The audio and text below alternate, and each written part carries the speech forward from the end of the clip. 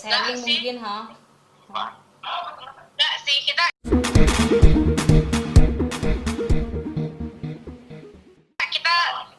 aku cuma ngobrol sama Novi, cuma ngobrol karena emang aku dan Novi paham mungkin Keke dan Keke nggak ngerti soal ini gitu, masih baru di dunia musik gitu, nggak paham sistemnya kayak gimana, jadi ya wajar nggak tahu. Tapi mungkin kita lebih tekankan di sini pihak manajemennya bisa lebih mencari tahu lagi seharusnya sebelum lagu itu dirilis, kalau ada part yang memang bukan original dari lagu tersebut gitu. Tapi selama ini sering nggak sih orang men-cover lagunya Rini? Sering banget. Dibuat meme juga sering banget lagu Aku Bukan Boneka, dan aku surprise juga sih karena lagu itu udah 13 tahun yang lalu, tapi kayaknya itu sangat menempel di orang-orang bahwa emang itu debut single aku kan. Kalau yang Aku Tetap Milikmu itu kan emang winner song aku, tapi kalau Aku Bukan Boneka itu benar-benar debut single aku yang kayaknya sampai sekarang masih melekat banget di orang-orang. Jadi ada rasa kebanggaan sedikit nggak sih, Kak? Ini ternyata lagu itu masih seperti yang kamu bilang udah 13 tahun yang lalu, tapi masih aja melekat di orang. Iya, seneng banget pastinya, karena aku nggak nyangka kalau lagu itu ternyata sebanyak itu orang yang tahu, dan lagu itu ternyata cukup lumayan lama masih didengerin sama orang-orang yang kadang suka ketawa juga baca komennya kayak lagu ini pada saat aku SD dulu, kayak wow, kebayang sekarang umurnya udah berapa dan aku juga umurnya udah berapa gitu ya, kayak kalau mau dinyanyiin lagi kayak nggak mungkin, udah tidak mungkin karena lagunya sangat remaja. Tapi ya aku bersyukur sih itu menjadi single pertama aku, karena itu yang ngebuat orang-orang masih ingat dengan aku sampai sekarang. Oke, Karini, kan kita tidak ingin ada nanti keke yang lain gitu kan, maksudnya agak segampang itu gitu kan, ngejiplak segala macam tanpa harus izin, seperti yang Karini bilang, tanpa harus izin sama penciptanya, labelnya gitu kan. Nanti ada nggak sih pesan atau apapun gitu loh, jangan seperti ini gitu akhirnya gitu loh.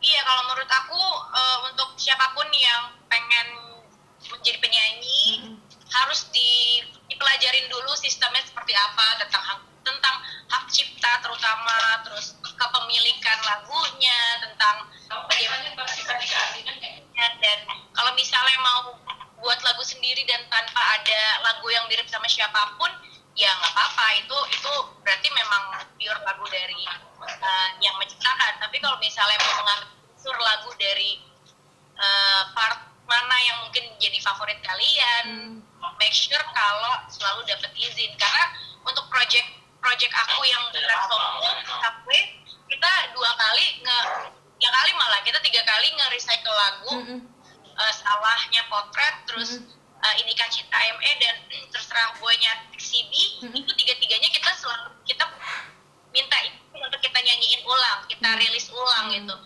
Itu kan menghargai orang yang punya lagunya, menghargai penciptanya, menghargai labelnya yang punya masternya, gitu sih. Karena memang sebenarnya semuanya pasti bisa dibuat, asalkan sebelum rilis make sure semuanya emang udah jelas dan sudah benar gitu.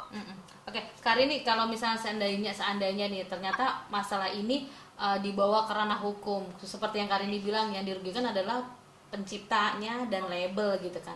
Apakah Karini akan mensupport dan membantu kalau misalnya suatu saat Karini juga ikut diajak karena sebagai penyanyi aslinya?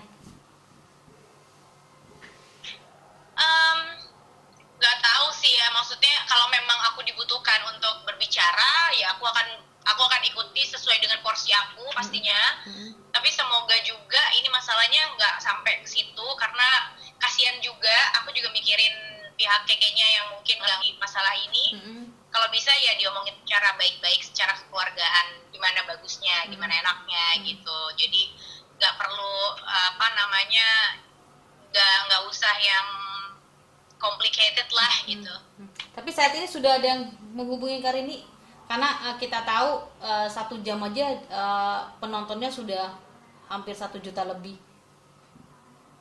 Nggak ada sih, cuma yang memang harus dihubungin sebenarnya kayak aku bilang tadi bukan aku tapi pencipta lagunya dan yang punya hak akan lagunya gitu, pencipta dan label yang seharusnya dihubungin sama pihaknya. Keke, bukan aku. Kecuali aku juga ikut nulis di lagu Aku Bukan Boneka, yes, sebenarnya harus aku juga dihubungin. Tapi berhubung karena aku memang hanya menyanyikan lagu itu, lagu yang dikasih buat aku pada saat itu, ya sebenarnya mereka nggak perlu nanya ke aku gitu. Itu sama aja kayak siapapun orang bisa nge-cover lagu aku tanpa harus nanya ke aku.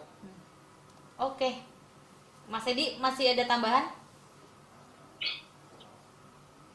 Oke. Karini sebelumnya terima kasih ya. Mohon maaf lahir batin. Sehat-sehat selalu. Iya, Iya. terima kasih. Sama-sama Kak.